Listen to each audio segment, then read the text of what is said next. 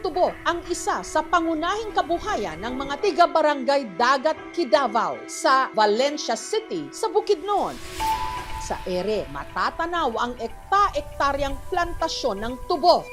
Ang mga puno, lagpas tao. Masikip yung daan. Yung iba talaga, wala talagang daan. Parang maze. Mahadlok na nun mo agi kay awaaw bitaw kaayo, tagas ang tubo, may kabalo og naabaray nag-atang diha. Kaya kung sakaling makapasok ka rito, para ka na ring nawala sa kawalan. Napakadelikado. Kung sakaling may mangyari sa'yo rito, walang agad na makakarinig o makakasaklolo. Kaya dito, kayang-kaya ring magtago nino man. Delikado gyud kay pwede man mataguan sa mga kriminal. Katunayan, nito lang January 6, lingid sa kaalaman ng mga nasa paligid nito, meron na pala ritong nangyaring krimen. Ang biktima, pinugutan ng ulo. Siya ang grade 9 student na si Jennifer, 2 araw nang nawawala. Hindi matamis ang tubo sa bahaging ito ng taniman sa Bukidnon. Napatakan kasi ng dugo. January 6, Martes, ordinaryong araw lang na pumasok si Jennifer sa eskwelahan. Pero nagtaka ang kanyang kapatid na si Donna na mag-aalas 5 na ng hapon, hindi pa rin ito nakakauwi. Dili siya laagan o gusto siya maglakaw, manangid po siya sa kuha. First time na din, ginatawagan ako siya kay gatutot lang yung cellphone ba. Dahil dito, tumawag na si Donna sa kanilang inang si Dina na nagtatrabaho sa kabilang bayan. Hindi muna ako nagpanik, baka ano yung si Jennifer, sumasama lang sa classmate. Hanggang alas 7, alas 8, ana, yung lang ginagawa ko, sir, ring lang nga ring sa cellphone. Kaban ako, sir. Hindi naman ugalit ni Jennifer nga hindi magsagot kung magtawagan ko po siya. Lumipas ang magdamag, si Jennifer hindi pa rin nagpaparamdam. Hindi ako nakatulog, sir, kahit ano, alauna na, saka alas 2, 5 AM. Tawag na naman ngayong ate nga hindi nakauwi. Sabi ko, hindi na itong maganta. Si Dina, umuwi na ng Valencia. Nagsakay na ako ng bus, kuling ko sa cellphone niya. Tapos nag-ring 4 or 5 beses. Tapos may mag-cancel, sir. Hindi na to Jennifer ang naghawak sa cellphone. Ayon sa guro ni Jennifer na si Ma'am Leslie, maaga naman daw nakauwi si Jennifer. 4 p.m. lumabas na sila kasama ang kanilang mga kaibigan. Yun na rin po ang huling bises na nakita ko siya. Nagbaklay siya gikan sa eskwelahan nga ri. Hingapit siya diri sa amo Napansya ra yung isa yun. Mga alas 4:35 guro to. Dayon pag human palit, nagbaklay na siya ngadto siya ra yung isa. Nabalaka mi. Ano wa siya kauli?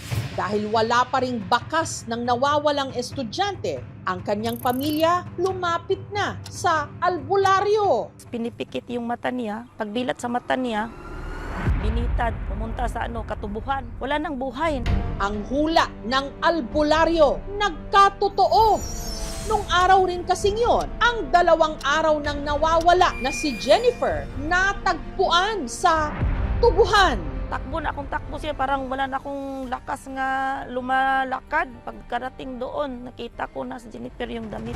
Pero si Jennifer wala nang buhay at ang pinakamasakit pa rito, pinugutan siya ng ulo. 5 to 8 meters kalayo ang ulo niya sa katawan niya. Initial findings niya na mayroon siyang pukpok sa ulo dito sa right. Tapos may taga sa kanan na kamay. No, may naputol din finger niya, sign of nanlaban. Mga 30 meters to 50 meters ang layo sa kalsada yung batang patay. Mataas na tubo, masukal talaga. Kung sakaling may sumigaw doon, hindi maririnig basta-basta. Ang una na ko nakita siya kay kayang lawas pero wala ko kabalo nga putol iyang ulo. Pagkakita na ko, grabing hilak na. May kabutangan sa kasakit. Sobrang sakit. Walang paglagyan sa isang ina, sir. Ginanyan yung anak mo. 15 years old siya ngayon. Hindi ko na nabuhatan sa kamay ko, sir, kahit kusi. Sakit na sakit kay pinugutan ng ulo. Walang na paglagyan, sir, sa sakit, sir. Tulad ko nga isang ina, sir. Si Jennifer agad nilang ibinurol. Salang araw lang namin pinasilip si Jennifer. Yung papa ni Jennifer, plano namin nga hindi pa iparating sa nangyari ni Jennifer kay may sakit. Binuksan yung Facebook, nakita niya. Sana, Jennifer, ako na lang ang namatay, hindi na lang ikaw. Sa bahay at eskwela lang daw umiinog ang araw-araw na buhay ni Jennifer. Dito dadaan si Jennifer galing sa paaralan. Naglalakad siya dito ang shortcut kasi pupunta sa aming bahay. Hiwalay ang kanyang mga magulang, kaya ang madalas na magbantay sa kanya ang kanyang ate Donna. Katong nagbulag ako magpapa din sa ako man na siya nabilin kay dito ay basta close na jud kay miss. Yung last na pag-uusap kasi namin ni Jennifer nung New Year, sabi lang niya sa akin, gusto ko mabuo yung pamilya ko.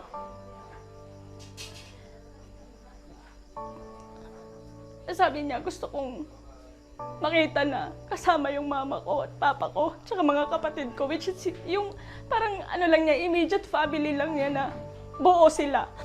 Kasi namimiss niya na daw yun. Maamo ang mukha ni Jennifer at madalas ding sumali sa mga beauty pageant. Siya'y queen sa kwartahay. Tas sa isa ka search, second runner-up siya. Ang ilan nga sa mga napanalunan niyang trophy nakadisplay sa kanyang kwarto. Walang gumagalaw dito sa kwarto para palagi namin siyang naalala. Ito palagi siya mahina. Ayun lang, sir. Hindi ko kasi mapigilan silang naramdaman ko, sir. Napakasakit kasi, sir. Wala ko'y makita kung sa'yo hinundan kay og sa kuan kay butan man kay to siya. Then og kuan, wala man to siya kaaway. Kaya malaking palaisipan sa kanilang bayan kung sinong walang puso ang nakagawa nito sa kanya. First time to na may ganitong klaseng pangyayari sa lugar namin. Merong mga bata na nagsasabi na sila daw ay natatakot nang pumasok, especially yung mga batang dumadaan sa mga maraming tubuhan. Hindi po kami umuwi na mag-isa kasi natatakot kami na mangyari sa amin.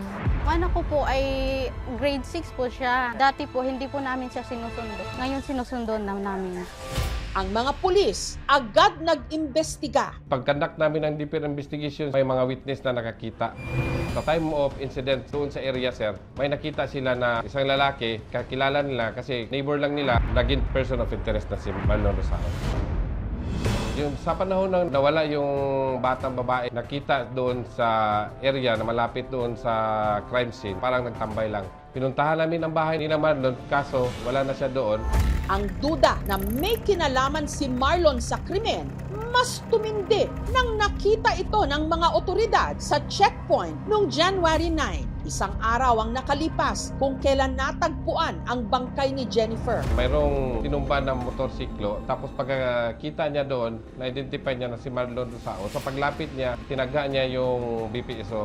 Buti na lang nakailag ang BPSO. Takbo na yung suspect natin, tapos naiwan ang kanyang live-in partner doon sa motorsiklo na iniwanan niya. Akala mo, tantanan ka namin kahit saan ka tumatago. Hanapin kita. Tandaan mo yun, baboy ka. Kinabukasan, si Marlon Rosao nahuli at dahil wala pang formal na hatol ang korte tungkol sa kaso, kailangang itago ang mukha ng suspect alinsunod sa batas. Tumuko ang suspect sa mga tribal leaders natin doon, ng mga bagani doon sa bundok. Kung sa imong kinahanglanon nga panerbisyon ini ang gobyerno muhatag og abogado. Katong natakpan ang suspect, lagot kayo may daghan may pangutang si Inday pa man. Galit na akong galit, sir. Sana kung anong ginagawa niya ni Jennifer, mas pa doon ang ginagawa ko sana sa kanya. Ikinumpisal ng suspect ang ginawa niya kay Jennifer. Base sa statement ng suspect, kasalubong sila sa daan. Tinatak niya papunta paloob ng tubuhan yung biktima. Doon na niya ginalaw, tapos pinatay. Hindi na siya nagbigay ng statement at niya pinugutan ng ulo yung biktima. Base sa investigasyon namin, yung suspect natin, parati yung nandun lang sa labas, tapos nag-aabang ng mga estudyante. Napapansin na daw nila yung lalaki na yan na yung parang nagsisit-sit. Nagdodroga yun, sir. Hindi normal yung pangisip niya. Ang suspect nakakulong ngayon sa Valencia Police Station. Sinubukan siyang kunan ng pahayag ng aming team, pero Hindi pa ako ma-interview, sir. Ayaw po, Until sir. this time na pag-interview natin, wala pa kaming makikita na talagang motive niya. Tapos hindi siya cooperative at walang remorse sa kanyang ginawa na pag-amin na krimen. Naakyat natin na kaso sa kanya yung direct assault sa nanaga niya ng mga BPSO. At saka yung sa kaso sa biktima, rape with homicide. Depende lang po sa prosecutor kung ano ang penalty niya na ipapatas ko niya. Sinubukan natin na hingi ng consent ng suspect na magpa-drug test pero hindi na siya sumang-ayon.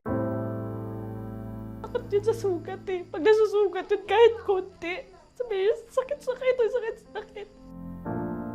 Tapos, ganun yung makita ko na ganun yung naranasan niya. Na ang dami-dami, ang lalaki ng taga niya. Napag-alaman din na ang suspect nagkaroon na pala noon ng kaso. Nakulong siya sa kasong RA 7610. Ang anak ng in-partner niya, yun ang tinali niya sa kamay tapos sinampas doon sa sahig at sa pader. Hindi pa siya nakontento, sinunog pa niya yung bata.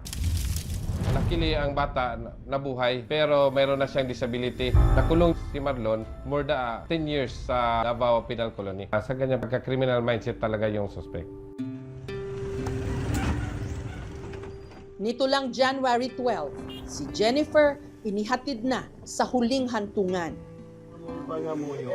Magdambong kita lang sa mga nagasubo tungod sa magkamatayon sa kondisyon si Jennifer. Upaya sila sa ilang kaguol. Ginoo ang among pangamuyo.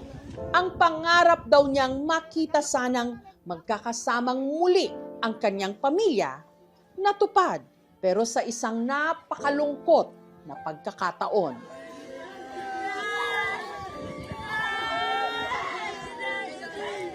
Nabuo nga, pero wala na siya sa burol niya. Kaya yun yung pinakamasakit.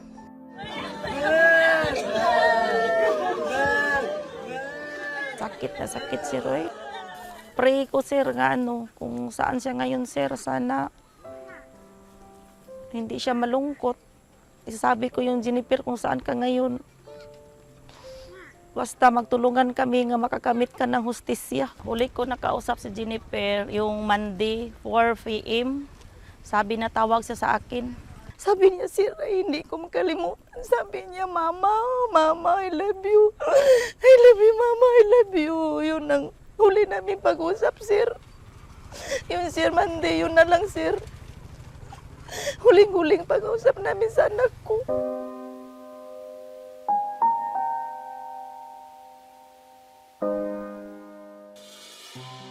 Pangarap daw ni Jennifer na maging flight attendant sakay ng eroplano, matatanaw niya ang mga tubuhan sa kanilang bayan. Hindi man natupad ang pangarap niyang makalipad. Sada kay langit, guys. Abot na niya ngayon ang langit. Mama! Kung saan marahil maibubulong niya na sa kanyang pinagmulan makamit sana ang katarungan. Alam mo, Jennifer, mahal na mahal kita.